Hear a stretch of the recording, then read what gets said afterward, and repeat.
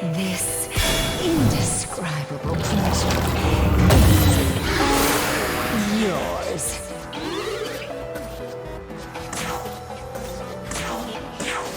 Hear me, Mother Earth.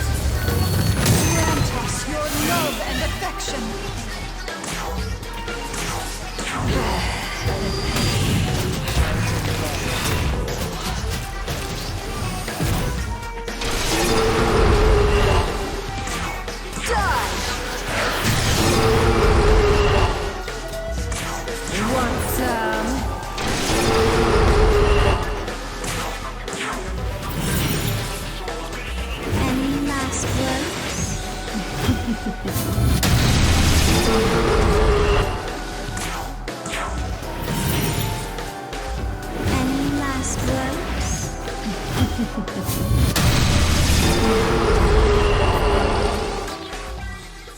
What's up guys, today I want to make a video on building all the members of the Qadištu.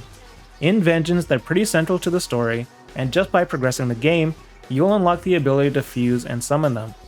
All 4 have unique moves that make them distinct and kinda influence how you generally want to build them. In addition, their innate skills benefit all other Qadištu teammates, somewhat incentivizing you to play multiple together, but they can be used alone as well. Basically in this video, I'll be talking about each member one by one, why I went with that build, and how I made them. So like and sub if this video ends up being helpful, and let's get right into it. First, everyone here is level 150 and has really high stats, due to this being on a New Game Plus Godborn playthrough. Don't worry about the stats if you're on your first run. Oh, and every demon here has Enduring Soul, just cause it's a nice safety move I like to use. I added it via the Agami Type 0 Essence, which can be found here in Taito. One quick tip I'll add, if you guys are looking for specific moves from essences, make sure to use the skill search feature in case you have something already on hand. So first to discuss is Naamah, who is also the first one you run into in the story. Naamah is generally more of a support demon due to her innate skill and unique move. Her innate skill increases the accuracy and evasion of Qadištu allies, while her unique move is Charm and Dekaja at once, making it pretty useful in immobilizing enemies and removing buffs. Some late game enemies do heavily resist ailments or block them entirely, so this move can be a bit unreliable in those situations, but for like 80% of the game, you're fine.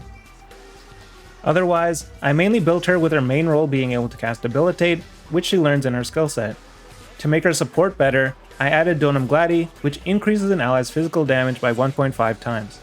If you're trying to buff a magic teammate, use Donum Magician instead. Both of these moves can be acquired from the Sarasvati and Succubus essences in Cadaver's Hollow. For the times I did use her for damage, I added High Dark Plurima from the Vishnu or Fallen Abdiel essence. Boon Boost EX extends buffs and debuffs by 2 turns, found on Shiva or Beelzebub. You can find 1 free Beelzebub essence in the last area of the game. If you're earlier on, regular Boon Boost works fine, which can be found on Agami Type B. To patch up her weakness, I added Drain Fizz from the Nua essence, but any type of weakness blocking works. The most accessible one might be Resist Fizz from Agami Type D. Next is Lilith, who is another support focused member. Lilith's innate skill reduces damage taken by Qadištu allies, while her unique move is Dekunda and Fizz block at once, letting you remove any debuffs and apply a Fizz barrier on your whole team. She learns Luster Candy in her skill set, so I went ahead and made her a buffer.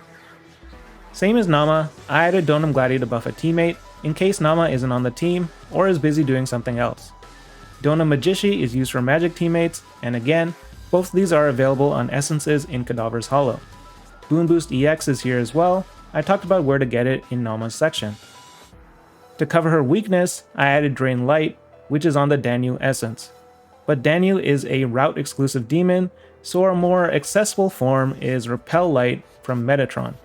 You can even use Resist Light, which can be found as early on as Jack Frost. Moving on is Agrat, who I definitely use the most of any of the Qadištu demons.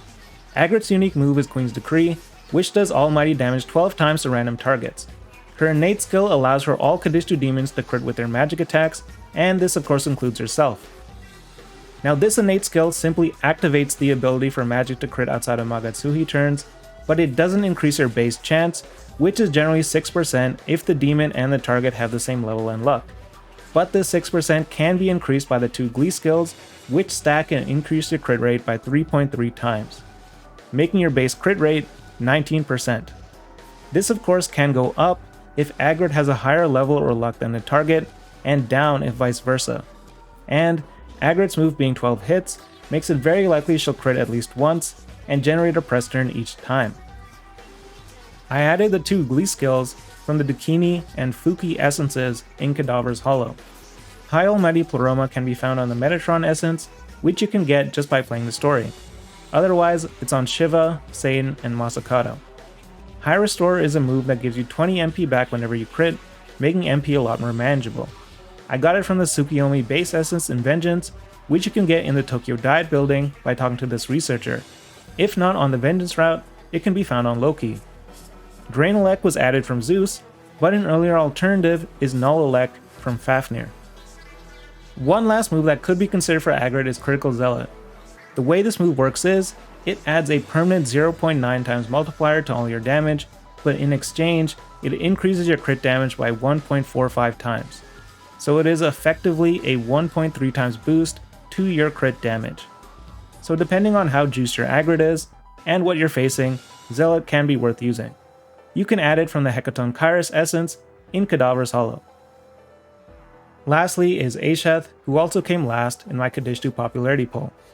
Jokes aside, Eisheth is a solid demon, her innate skill doubles the crit rate of Qadistu allies, and this applies to any magic as well if you have Agrat on the team. Her unique move is 200 base power normally, which is similar to a Dying tier magic skill, but goes up to 450 base power if the enemy has an ailment, which makes it the same base power as Gaia Rage, one of Demi-Fiend's exclusive skills. So Eisheth can hit pretty hard as long as ailments aren't blocked by the enemies.